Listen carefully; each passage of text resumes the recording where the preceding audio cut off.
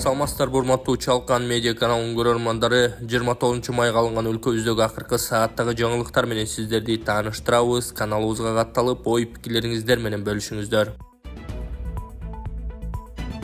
Дзюдочу Кубанычбек Айбек уулу да Олимпиадага барат. Кыргызстандык дзюдочу Кубанычбек Айбек уулу Париждеги Олимпиада оюндарына катыша турган болду. Ага жолдомо континенталдык квота боюнча берилет. Кубанычбек Айбек уулу Олимпиадага катыша турган экинчи кыргызстандык дзюдочу болууда. Буга чейин 90 кг салмакта Эрлан Шеров дүйнөлүк рейтингдеги ордун бекемдеп, учурда 5-орунда Олимпиадага лицензия ала турган болгон. Белгилүү болгондой, алгач жолдомо дүйнөлүк рейтингде алдыңкы 17-орунда турган спортчуларга берилет. Андан тышкары калган спортчуларга континенталдык квоталар берилет. Аны да рейтингдеги көрсөткүчтөрү жакшы болгондор алат. Азырынча 2 спортчуга жолдомо берилет тууралуу расмий кабарлана элек. Расмий маалымат 25-июнда чыгат. Азыркы тапта Кыргызстанда Олимпиадага расмий 12 жолдомо бар. Жоламан Шаршембеков, Акчол Махмудов, Амантур Исмаилов, Үзүр Жусупбеков, кыз келиндер күрөшүнөн Айсулуу Тыныбекова, Айпери Медет кызы Мерим Жуманазарова, сууда сүзүүдөн Денис Петрашов, эркин күрөштөн Бекзат Алмазбек уулу жана Эрназар Ахматалиев, Аял Лазарев, Сардана Трофимова жөөгүлүктөр.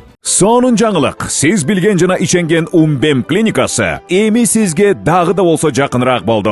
Анткени бизде жаңы филиал ачылды. Андыктан келип, өзүңүздүн жана жакындарыңыздын ден соолугуна кам көрүшүңүздү сунуштайбыз. Биздин жогорку даражадагы дарыгерлер төмөндөгү адистиктер боюнча кабыл алат. Стоматология, гинекология, терапия, лор, хирургия, педиатрия, урология, УЗИ жана башка адистиктер. Лабораториялык анализдин 5000ден ашуун түрү алынат. Жогорку даражадагы стерилизациялоо. Биздин дарек ВДНХ метросу, Кондратюка көчөсү 2. Телефон номерибиз 8925 103 22 55. Кабыл алууга алдын ала жазылып келүүңүздөрдү суранабыз. Умбем клиникасы. Сиздин ден соолугуңуз, биздин камкордук. Камчы Бекташиев Баткендеги чыгарачыларга 32 батирдин ачкычын тапшырды. Кече УКМКнын төрагасы Камчы Бекташиев Баткенге болгон жумушчу сапарында чыгарачыларга 32 батирдин ачкычын тапшырды. Бул тууралуу атайын кызматтан билдиришти. Маалыматка ылайык, УКМК төрагасы 7 аскер бөлүгүнө күжүрмөн туу тапшырып, номер 20-22 аскер бөлүгүнө курулган жаңы штаб казарманы, Бөрү атайын багыттагы отряд үчүн курулган имаратты көрүп чыккан. Ташиев өткөн жылы аталган аскер бөлүккө жакын жайгашкан чыгарачыларга 48 батир тапшырган. Быйыл дагы 32 батирдин ачкычы тапшырылды. Дагы 60 батирлүү көп кабаттуу үйдүн курулушу жүрүп жатат деп айтылат маалыматта. Ошондой эле ал учкучсуз учуучу аппараттардын иштөө режимин көрүп, чыгарачыларга унааларды тапшырган. Белгилей кетсек, 28 майда чыгара кызматынын түзүлгөндүгүнүн 25 жылдык мааракеси белгиленген. Аталган кызмат учурда УКМКнын карамагында. Свердлов райондук ички иштер баш башкармалыгына Уланбек Алиев жетектейт. Свердлов райондук ички иштер баш башкармалыгынын Уланбек Алиев жетектейт кезинде пара талап кылды деп айыпталган. Бишкектин Свердлов райондук ички иштер башкармалыгынын башчысы болуп Уланбек Алиев тайындалганын Спутник Кыргызстан агенттигине укук коргоо органдарындагы ишенимдүү булактар билдирди. Тиешелүү буйрукка кечээ ички иштер министри Улан Ниязбеков кол койгон. Эске салсак, Уланбек Алиев 2021-жылы ишкер айымдан пара талап кылууга айыпталган. Аскер прокуратурасы тарабынан кармалып, кыйноо, кызмат абалынан кыянаттык менен пайдалануу, опузалап пара талап кылуу беренелери боюнча кылмыш иши козголгон. 1-май райондук соту аны кылмыш жаза кодексинин кызматтык абалынан кыянаттык менен пайдалануу беренеси боюнча күнөөлүү деп таап, 300 000 сом айып пул салган. Кийин Бишкек шаардык соту жана жогорку соттун чечими менен Алиев реабилитациялоо укугу менен акталган. Кошумчалай кетсек, Бишкек шаарынын Свердлов райондук ички иштер башкармалыгынын жетекчиси Жеңишбек Абитов Борбор калаадагы 13 майда жана 18 майга караган түнү болгон окуяларга байланыштуу иштен алынган. Саут өнүктүрүү фонду ипотекалык компанияга $100 миллион бөлөт. Саут өнүктүрүү фонду ортосундагы Кыргыз Республикасындагы турак жайды каржылоо долбоору боюнча кредиттик макулдашуунун алкагында мамлекеттик ипотекалык компания менен N1 Consulting Bureau Сауд Аравия ортосунда консультация кызматтары көрсөтүү боюнча келишимге кол коюлду. Мамлекеттик ипотекалык компаниянын маалыматында Саут өнүктүрүү фонду $100 миллион өлчөмүндө турак жайды каржылоо долбоорун ишке ашырууга 25 жылдык мөөнөткө 5 жылдык жеңилдетилген мөөнөт менен насыя берет. берилет. Мамлекеттик ипотекалык компания кредиттик каражаттардын оператору болуп саналат. Турак жай Менин үйүм 2021-2026 турак жай программасынын катышуучулары үчүн курулат жана сатып алуу үчүн ижарага алуу механизми боюнча төмөнкү багыттар боюнча берилет. Социалдык ипотека, жеңилдетилген ипотека, жеткиликтүү ипотека. Менин үйүм 2021-2026 турак жай программасынын катышуучулары ай сайын ипотекалык төлөмдөрдү төлөп турушат. Түшкөн акча каражаты мамлекеттик ипотекалык компания саут өнүктүрүү фондунан асияны төлөөгө жумшайт. Токтогул суу сактагычындагы суунун көлөмү 9,6 миллиард куб метрден ашты. 26 майга карата Токтогул суу сактагычында суунун көлөмү 9 миллиард 644 миллион куб метрди түздү. Бул тууралуу электр станциялары ААКнын басма сөз кызматы билдирди. Маалыматка ылайык суунун агып келиши секундасына 1230 куб метрди түзсө, суунун керектөө секундасына 181 куб метр түзүүдө. Өлкөнүн энергетиктери керектөөчүлөрдү электр энергиясын сарамжалдуу пайдаланууга чакырат.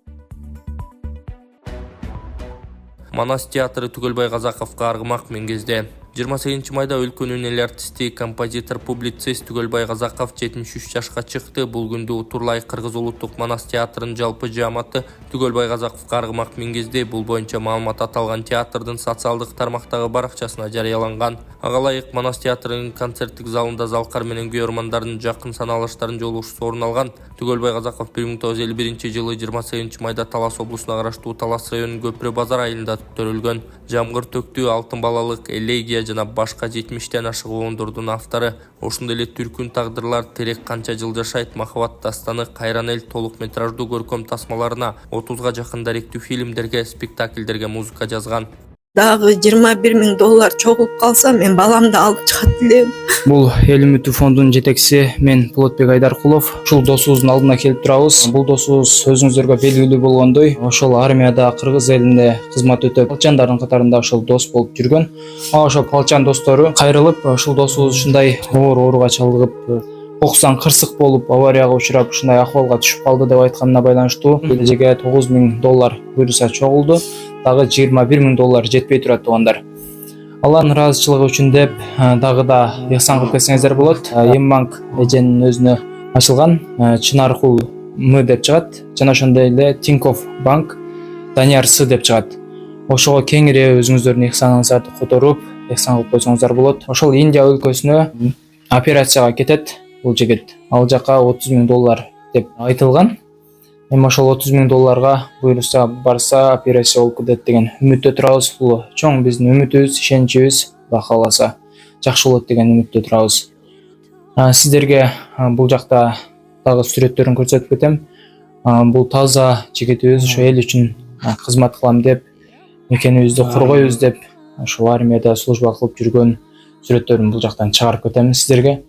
Ошо кыргыз элимен суранам, кыргыз элим ушунча акча чогулуп калды, дагы $21,000 чогулуп калса, мен баламды алып чыгат элем. 24 саат балам жанында отуруп, өзүм деле жүрөгүм болбой баратат. Ушу балам кичине отуруп, басып эметип кетсе деген үмүтүм чоң. Ушуну үйлөнтүп, ушунун балдарын жетелейин деген үмүтүм чоң. Жалгыз туягым менин. Мен ишенем, мындан оор сыноолордон өттү балам. Дагы эле болсо күчтүү бул орунда жеңип чыгабыз. Аллахым буйруса.